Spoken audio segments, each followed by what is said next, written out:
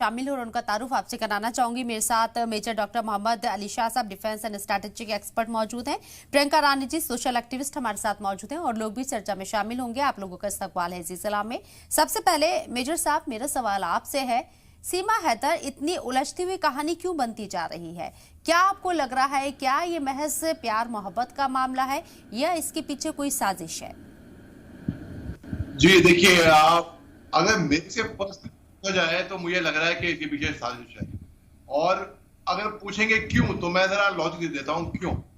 देखिए, बात ऐसी है कि पबजी पे आप ऐप पे आप आके किसी को ऑनलाइन मिलते हैं। मैं ये नहीं कहता कि जो लोग ऑनलाइन किसी को कहीं पे मिलते हैं या उनका इश्क भी हो जाता है या दोस्ती हो जाती है, उसमें कोई गलत बात हो सकता है। आज के जमाने में टेक्नोलॉजी इतनी आगे बढ़ चुकी है, हो सकता है बिल्कुल। मगर आप देखिए, अगर आप हिसाब लगाएं और जिस तरीके से इनका हिंदुस्तान में आना, आप कराची से दुबई जाते हैं, दुबई से आप नेपाल आते हैं, नेपाल में आप शादी करते हैं, और नेपाल और हिंदुस्तान का बड़ा पोरस बॉर्डर है, कोई पासपोर्ट वीजा की जरूरत नहीं है। क्या रास्ता अपनाया है आप देखिए वहां से।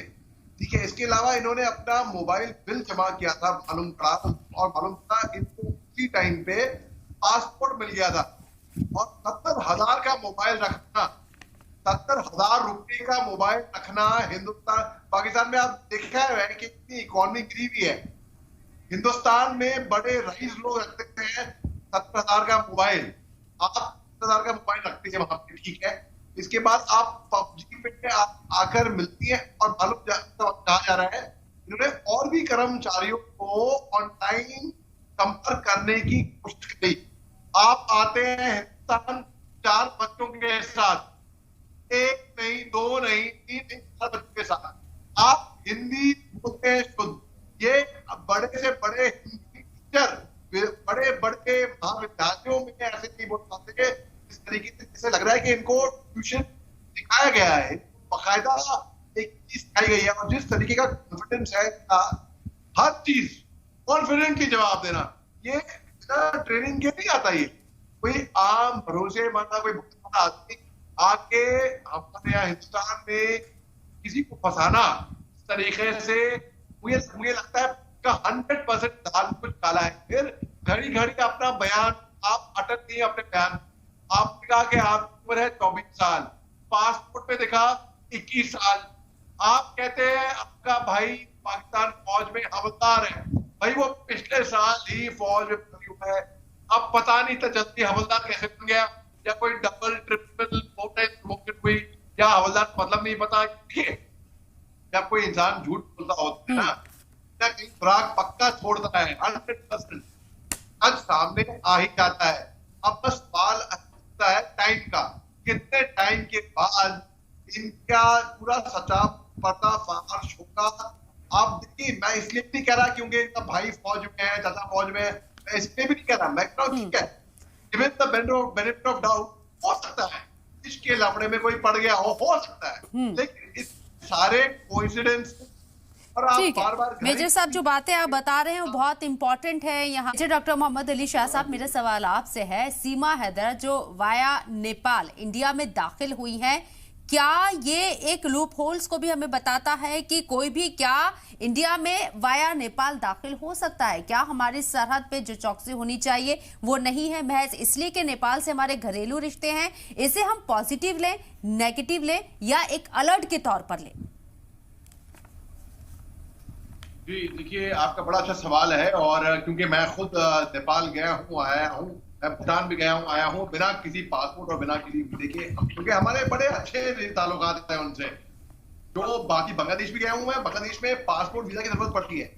अब इसको हम पॉजिटिव वे में लें या नेगेटिव वे में लें, देखिए इस तरीके से हमारे रिश्ते उनसे बड़े अच्छे हैं, बेतकल्लुफ रिश्ते हैं। जैसे कि कभी कोई घर में आता है या कोई फोन करता है, पहले मैसेज करता है फिर फोन करता है। कुछ लोग दोस्त होते हैं जो डायरेक्ट फोन कर लेंगे, और कुछ दोस्त ऐसे भी होंगे जो डायरेक्ट घंटी मारते हुए अंदर आ जाएंगे बिना मैसेज किए, बिना फोन करें। तो नेपाल भूटान से हमारे वैसे बेतकल्लुफ वाले रिश्ते हैं। अब उसको मगर ये है लूपहोल्स सामने आते हैं। ये चीजें, हालांकि हमने सरहद की रक्षा करी है, कई लोगों ने, हमने सोचा भी नहीं था कि ऐसा भी ये लोग ऐसा रूट अपनाएंगे, डायरेक्ट इन्फिल्ट्रेट नहीं करेंगे, यूं करके चल कराएंगे।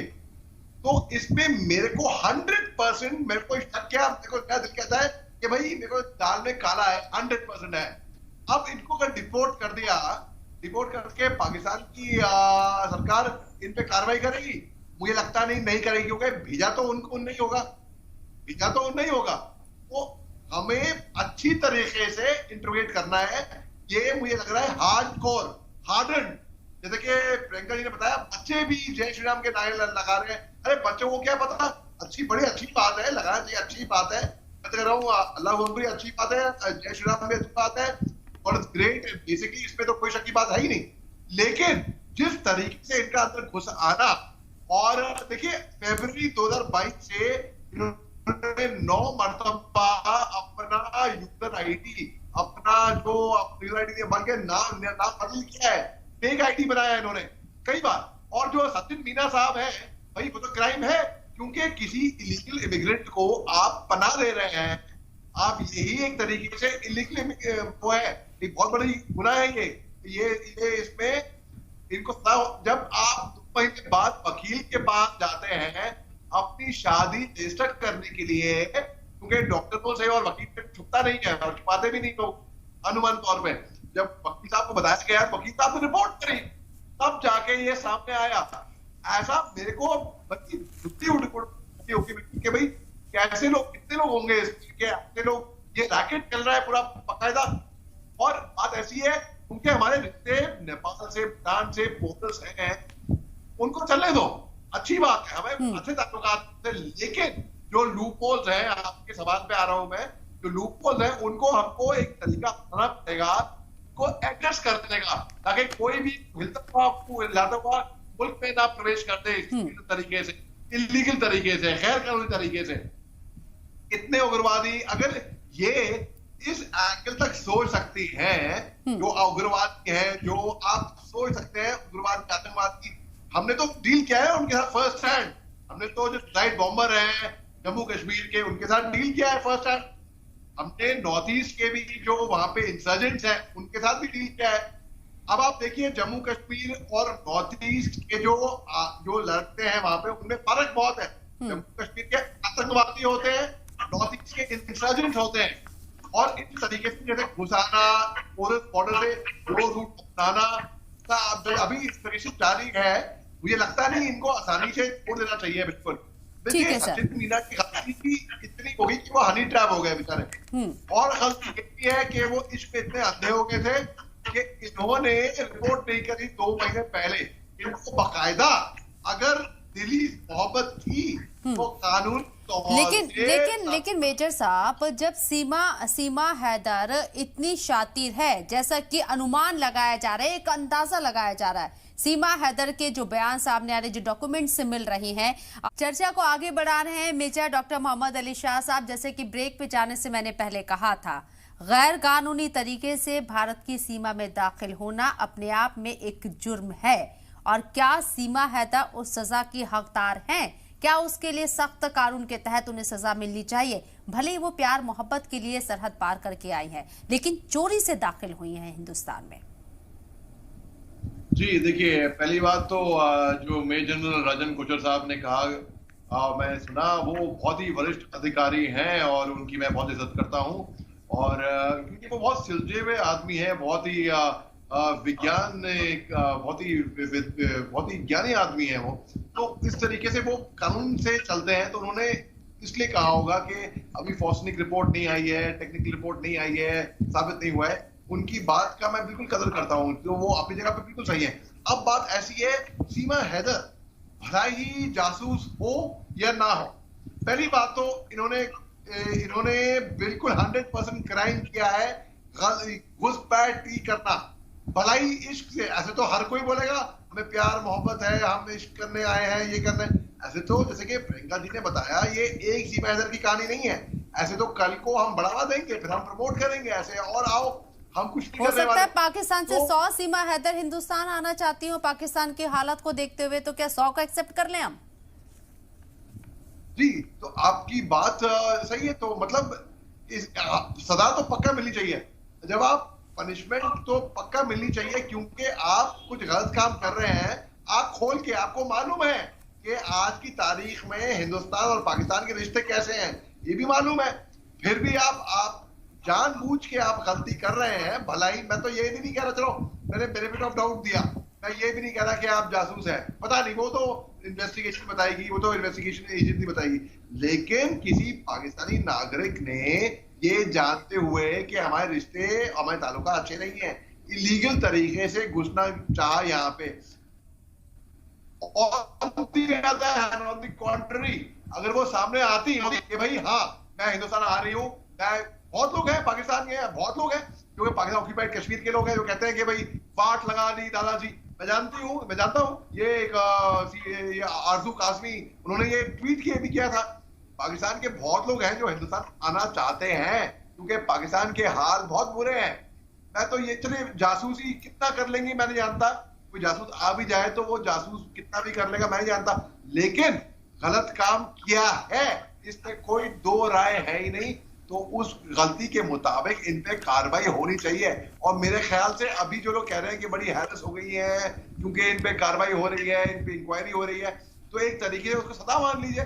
जो आपने गलत काम किया है उसकी सजा है ये एक तरीके से, तो वो तो गलत काम किया है तो कार्रवाई तो होगी इनके ऊपर, कानूनी कार्रवाई होगी। और अगर कानून से चले तो कानून के तहत भी कोई थर्ड डिग्री थोड़ा ना मिल रहा है, इंट्रोगेशन हो रहा है केवल, और इंट्रोगेशन जो कानून प्रोसीजर है वो चल रहा है अपने हिसाब से। मेजर साहब, क्या लगता है सीमा हैदर गिरफ्तार होंगी? एटीएस उनसे पूछताछ बार बार कर रही है और जिस तरीके से जो दस्तावेज उनके पास से मिले हैं, पाकिस्तानी का आई कार्ड उनके पास है, 6 पासपोर्ट हैं, कई फोन उनके पास से मिले, ये आधार बनते हैं उन्हें गिरफ्तार करने के लिए। और किस तरीके, हर एक एंगल में आप कैसे देख रहे हैं सीमा हैदर को कि कौन कौन सी जांच उनके ऊपर बैठाई जा सकती है?